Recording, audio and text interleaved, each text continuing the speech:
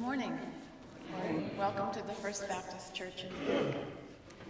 We extend a particular welcome to first-time visitors and to those returning after an absence. It's always good as well, of course, to see familiar faces.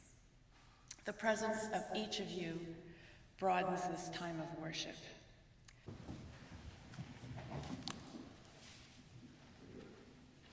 Our scripture for today is found in Judges chapter 16, verses 1 through 12. Once Samson went to Gaza, where he saw a prostitute and went into her. The Gazites were told, "Samson has come here." So they circled around and lay in wait for him all night at the city gate. They kept quiet all night, thinking, "Let us wait until the light of the morning. Then we will kill him." But Samson lay only until midnight. Then at midnight he rose up, took hold of the doors of the city gate and the two posts, pulled them up, bar and all, put them on his shoulders, and carried them to the top of the hill that is in front of Hebron. After this, he fell in love with a woman in the valley of Sorek, whose name was Delilah. The lords of the Philistines came to her and said to her, "Coax him and find out what makes his strength so great, and how we may overpower him, so that we may bind him in order to subdue him, and we will each give you 1,100 pieces of silver." So Delilah said to Samson, "Please tell me what makes your strength so great, and how you could be bound so that one could subdue you." Samson said to her, "If they bind me with 7 fresh bowstrings that are not dried out, then I shall become weak and be like anyone else." Then the lords of the Philistines brought her 7 fresh bowstrings that had not dried out, and she bound him with them. While men were lying in wait in an inner chamber, she said to him, "The Philistines are upon you, Samson." But he snapped the bowstrings as a strand of fiber snaps when it touches the fire. So the secret of his strength was not known. Then Delilah said to Samson, "You have mocked me and told me lies. Please tell me how you could be bound." He said to her, "If they bind me with new ropes that have not been used, then I shall become weak and be like anyone else." So Delilah took new ropes and bound him with them and said to him, "The Philistines are upon you, Samson." The men lying in wait were in an inner chamber, but he snapped the ropes off his arms like a thread.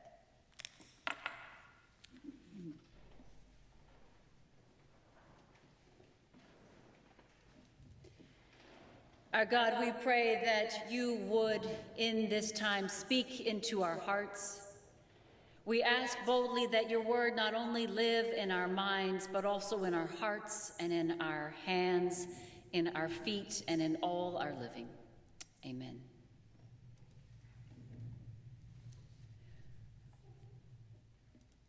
For the past month or so, we have been reading through the book of Judges here at First Baptist. This is not a book that often gets preached from, but for those of you who are regulars, you know what you're in for. For those of you who are visitors, just a brief thumbnail sketch. Judges is a time in the history of the Israelite people. It was between the time when they followed Moses and Joshua into the promised land and before they get kings like every other nation. And so they're in this transitional phase, and the growing pains are painful. There is a cycle that the people fall into where they fall astray, they lose their way, and then they get punished, they become overthrown by neighboring tribes, they plead to God for deliverance, and God sends a liberator. They enjoy some time of peace and salvation, they forget how it all came to be, repeat the cycle. Judges is a tough read. Parts of it are understandably skipped on Sunday morning. And in some ways, it seems to get progressively worse as the book goes on. And you have an unusually robust bulletin this morning. We usually don't include the manga version of Bible books for those of you who can't be bothered to read the original. But if the Bible were to be made into a movie, it would certainly, if we've talked about, be something that kids wouldn't be able to go see without their parents. And it is rather suited to graphic novel style. And a lot of this comes from the Manga Bible, which is exactly what it sounds like. It's a graphic novel adaptation of the Bible, and many of the books get like half a page. Samson gets a full spread because he's made for this medium, it would seem. Old Testament theologian Judy Fentress Williams writes about the book of Judges and talks about how this cycle that the people fall into serves to provide us both as an underlying structure for what happens in the book of Judges itself, but also theologically to the people over and over again. And as those of you who have been here remember, these charismatic judges would arise for a time, and for a while there would be peace and stability until this judge died, and then the people would fall into these patterns again. And the judges themselves are in many ways the embodiment of an anti-hero. They're flawed, they have mixed motives, they're far more human than we usually want our heroes to be. We think of Gideon full of doubt, Jephthah's impulsiveness that cost his daughter her life, and Samson's own rash and careless behavior that leads to his demise. We have to at some point wonder, what is the point of a book like this? Beyond them just being a cautionary tale, what does this cycle of repeated failure say to us about who the people were and who we today are as God's people? Throughout this book, the relationships between men and women serve as a kind of spiritual barometer for just how low the people have fallen, spiritually and theologically, morally and ethically. And it seems to reveal the escalating depravity of people by exposing or even highlighting the increasingly brutal treatment of women in this book. To be clear, God isn't condoning this treatment. The point here is grim. As people move away from God, they progressively spiral downward. And this results in treating other people as less than human. And these distorted perceptions and actions both shape the individuals and the communities, and it results in chaos and sorrow. Again and again, these human heroes reveal that salvation isn't going to come from people. That salvation is God's initiative and not our own. We are reminded that although these judges are lifted up and they're called heroes, the real hero of this book is God alone. You remember that this cycle of dysfunction plays out over generations, where the Israelites are engaged in intertribal warfare with the Philistines, the folks who lived in the land, and frankly, with one another. You'll remember the 12 tribes, they're often fighting amongst one another as well. So it's not just that they're fighting against other folks, they're also fighting amongst themselves. In the stories we have of other Old Testament figures, of Abraham and Sarah and Hagar and others, we see where they have all kinds of stressors from without and within, and often the greatest chaos comes from these external forces. But it seems over and again in the book of Judges, the threat to the promise the threat to the promise posed by other nations is secondary to the threat of their own disobedience. And few embody this more fully than our man Samson. As our children have recounted in the children's message, this is a story we're pretty familiar with. How many of you have heard about Samson already? Right? That's right. And a lot of these other characters and Judges, maybe you weren't so familiar with Ehud and some of these other folks, but Samson, we all know. What do you know about him? That's right. He's got some Fabio hair. He would be on a Lust in the Dust novel, or, it talks about his locks all the time. And this was a big part of who he was. But this is primarily what we know about him. What else do you know about him? He was strong. That's right. And yeah, he was a killing machine. Thank you, Malembe, because you've actually read the text. One wonders if the folks who teach this to countless generations of children actually read the fullness of this text. It is not a children's story, even though our children are clearly very familiar with it. We hear about Samson, we hear how he was tricked, and suddenly he lost all his strength, but in one final blow, he gets to kill as many people in his own death as he does in life. Wow, that won't preach. His story includes his birth narrative, an account of a very short-lived marriage, his encounters with Philistines, and then it kind of culminates in chapter 16 when he meets Delilah, the woman who becomes both his lover and his undoing. And after repeated failures, she succeeds in getting him to reveal the secret of his strength to her, and she in turn discloses this information to the Philistines, who subdue him. And I would say that the common characterization that we have of Samson, and frankly of Delilah, isn't really what the text says.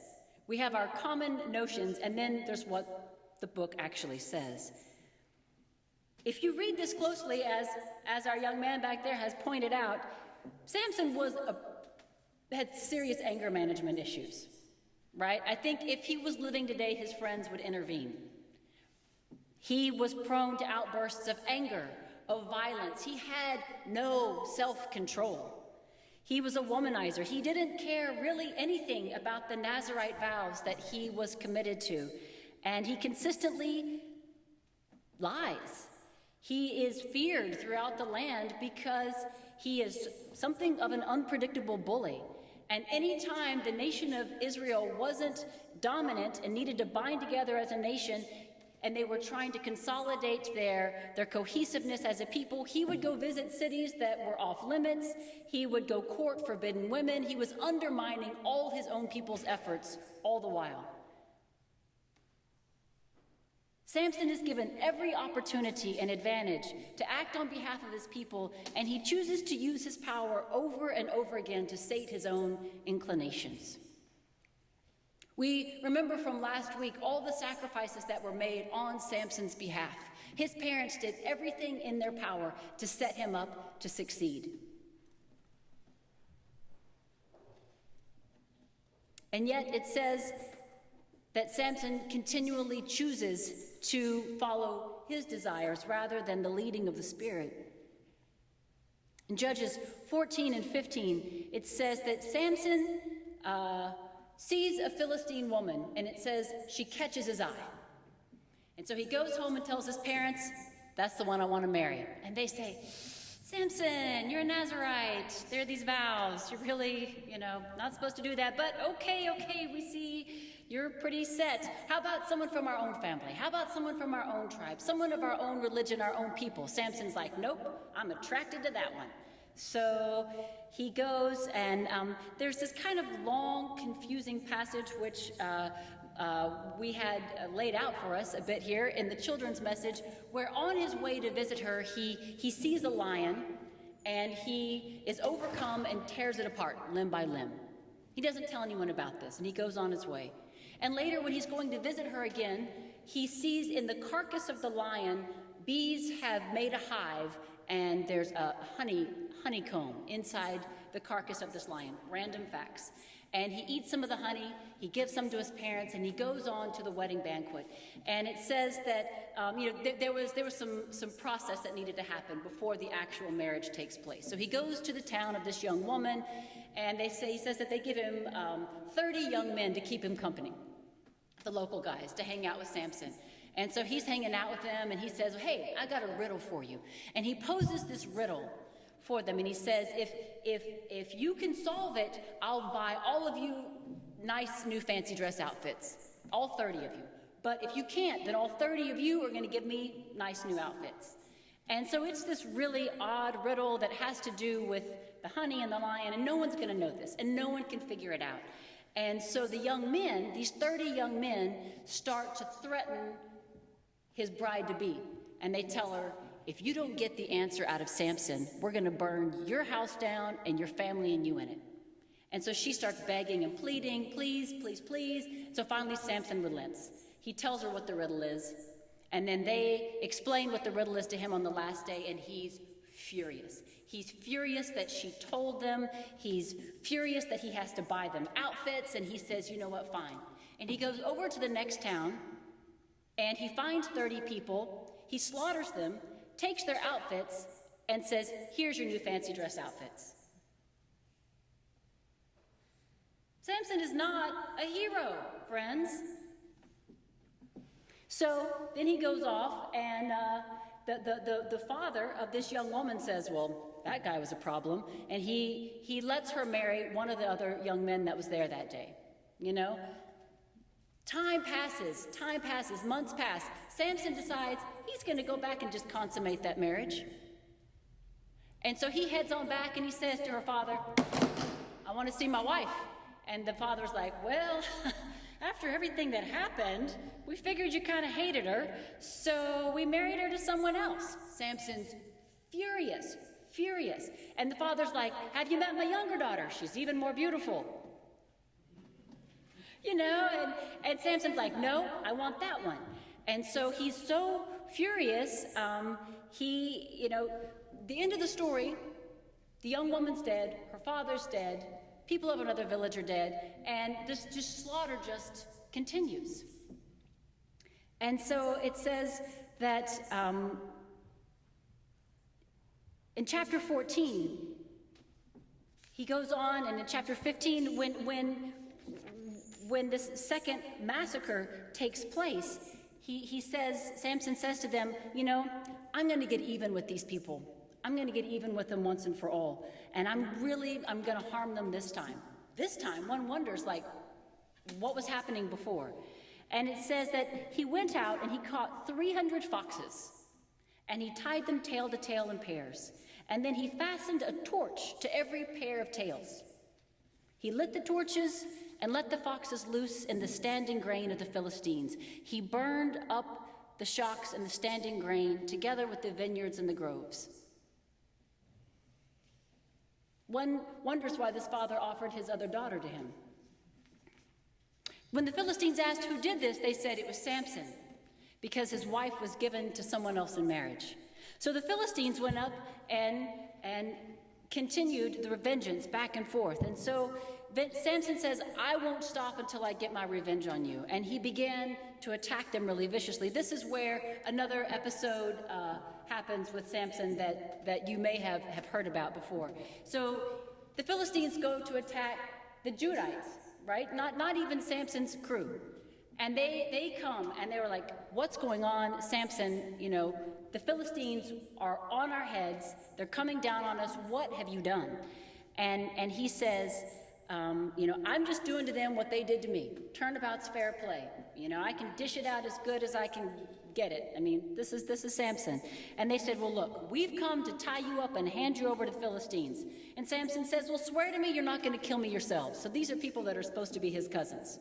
And they said, all right, we're not going to kill you ourselves. We're just going to tie you up and hand you over. And so they tied him up, and as they handed him over to the Philistines, and you know, this being Samson, what does he do? He like hulks out, right? And he throws off all the restraints, and it says that he saw a jawbone of a donkey. And he takes a jawbone of a donkey and he massacres 1,000 people with it. One questions the role the Spirit of the Lord played in the life of Samson.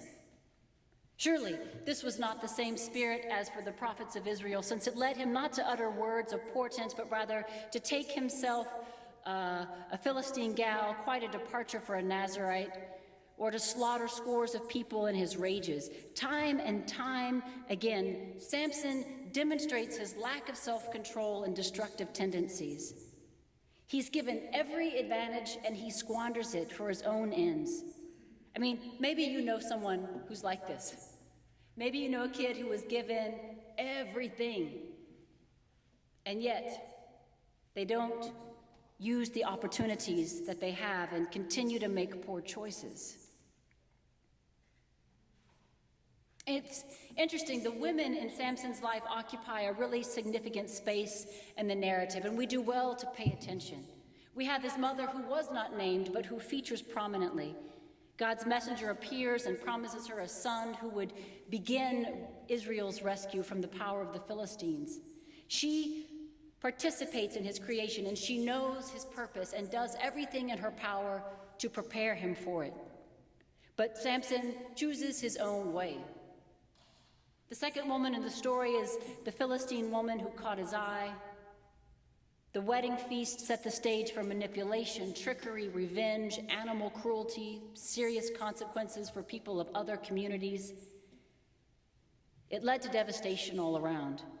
The third woman was a prostitute in Gaza. The word that he was with her spread, and people planned to ambush him. But he not only eludes his would-be attackers, he carries away the gatepost to the city on his shoulders. The final woman in the story is Delilah. And again, his strength is legendary, but Samson is much more of an anti-hero than a hero. He makes impulsive decisions, he's flagrantly disobedient, he doesn't ever seem to learn from his mistakes. He is in his way like the people of the land who don't learn from their past experiences either. You know, every time I heard this story, even as a child, I wondered, what are you thinking, Samson? When Delilah asks him, what's the secret of your strength? What does he do? He tells her. A lie.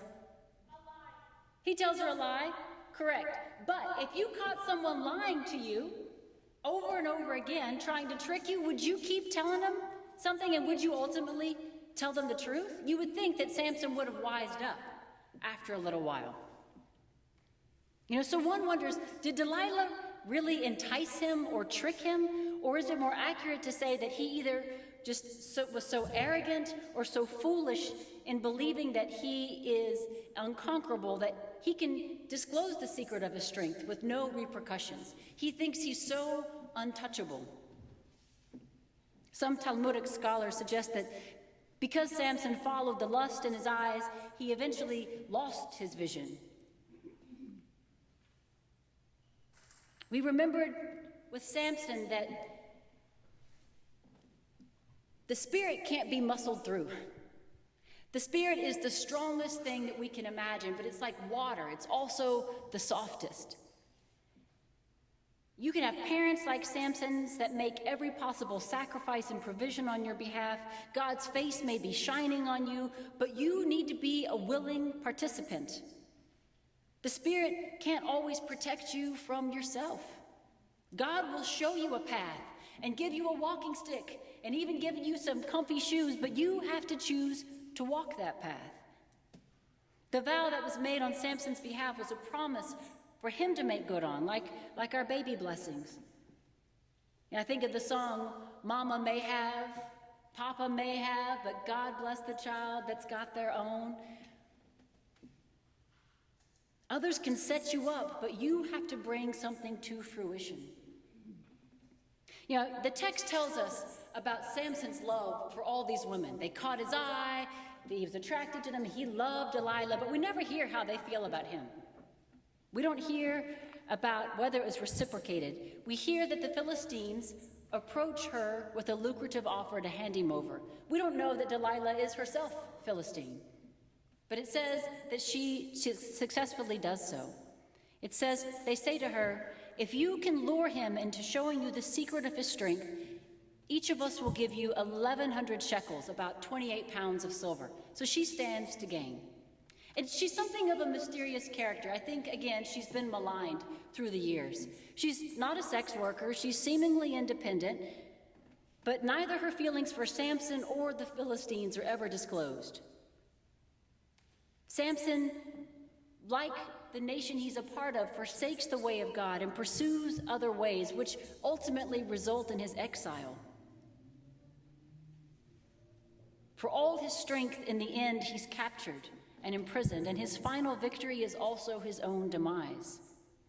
Again, one of Samson's most profound errors is believing himself infallible, untouchable. He was his own worst enemy.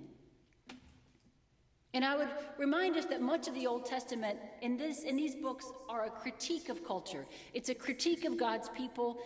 And in many ways, God uses these stories to say, don't go that way. This is not what I want for you, but I'm not going to force my way on you. I'm a God that lets you make your own choices. I will equip you in every possible way, but I'm not going to make you do the right thing. I will give you desire in your heart for me and my people, but I'm not going to make you do anything. We know that the Spirit of God has been poured out on Samson. And what does he choose to do with this? Is he motivated to serve God and God's people, or his own whims and self? He abused it, yeah. He tries to muscle his way past the Spirit. Yet even when he clearly goes his own way, counter to the Spirit, we read in these passages that God never abandons Samson. And I don't know about you, but that's some grace right there. Because we can see how astray this guy went. And if God will cling to this one, how much so will God also do so for each one of us? There's no power in the sky above or earth below. Nothing in all creation will separate us from the love of God. The story of Samson, we see this familiar pattern of going astray, eventually coming back. We wonder why they couldn't learn from their own history over and over again. And then we think about our own patterns, our own willfulness, our own insistence that we know the way we need to go, and are reminded that our own hearts must be renewed regularly, or else we fall into these same patterns of destruction. We think of our Jewish brothers and sisters in these recent high holy days when they honored Yom Kippur and pursued personal and collective atonement. And this week now, where the holiday of Sukkot is celebrated by Jews around the world, building temporary structures to live in, to remind us all of our frailty. We read these texts and we see the encouraging flip side to the pattern of this human cycle, in the pattern of God who stands ready to welcome back wayward people over and over again. God's countenance is always outstretched toward the human heart, ready to receive us. And God answers the call of even the most vengeful and arrogant and wayward one of us, showing us grace age after age. Again, the hero in this book is God, not all these different judges. Samson tries to muscle his way through because that's what he is most comfortable with. But imagine what might have happened if he had flowed with the Spirit. Instead of trying to wrestle control of situations and losing all discipline in the process, where it says God still managed to work through Samson, imagine if he had lived into the vows his parents made on his behalf. What might happen in each of our own lives if we worked with rather than counter to the Spirit? These stories bear witness to God's willingness to continue to intervene on behalf of God's people, generation after generation. God continues to love us still, and this is the good news. God did not give you a spirit of fear, but one of power and love and self-control. You don't have to muscle through. Let the winds of the Spirit of God shape and guide you. Amen.